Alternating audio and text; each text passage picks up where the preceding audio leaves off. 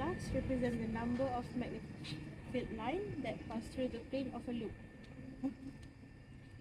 Pass through of a loop.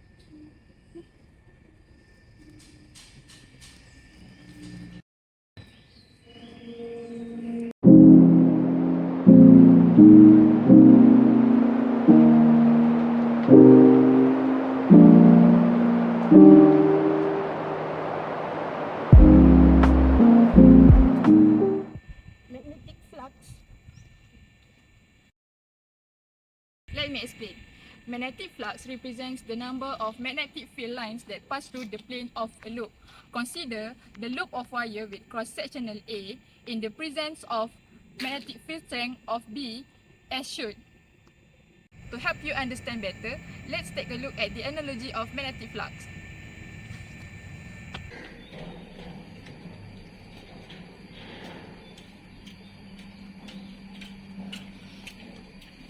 So, how do we relate magnetic flux with the sailing ships? So we can imagine that the sailing ship is pushed by the wind. The wind represents the magnetic field strength with B arrows, while A sails represent the area.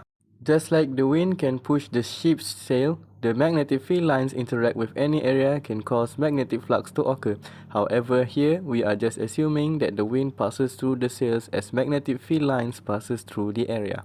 The larger the sails of the ship, the more it catches the wind and the faster the ship goes.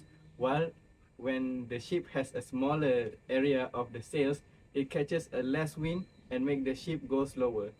Of course, this analogy doesn't represent a whole concept of magnetic flux, but it can help us to understand the basic of it.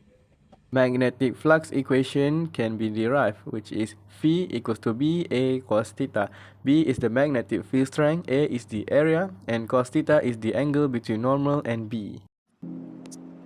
Magnetic flux goes by formula phi equal to BA cos theta, where phi is the magnetic flux, B is the magnetic field strength, A is the cross-sectional area of a loop, and theta is the angle between B and the normal to the plane. There are three factors that affect the magnetic flux. Firstly, the magnetic field strength. If magnetic field strength increase, the magnetic flux will also increase. Second, the cross-sectional area. If the loop has bigger area, the magnetic flux produced will be greater. And lastly, the theta. If the angle of magnetic field and the plane normal increase, the magnetic flux will decrease. It is important to note that theta must be the angle between magnetic field direction and the normal of the plane because some of the question didn't give that value directly.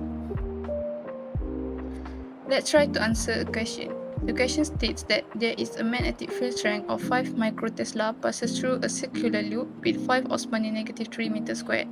Firstly, we try to calculate the phi if the magnetic field is perpendicular to the plane. The theta will be 0 as the field is parallel to the normal of the plane. So we will get the phi equal to 2.5 exponent negative 8 Weber.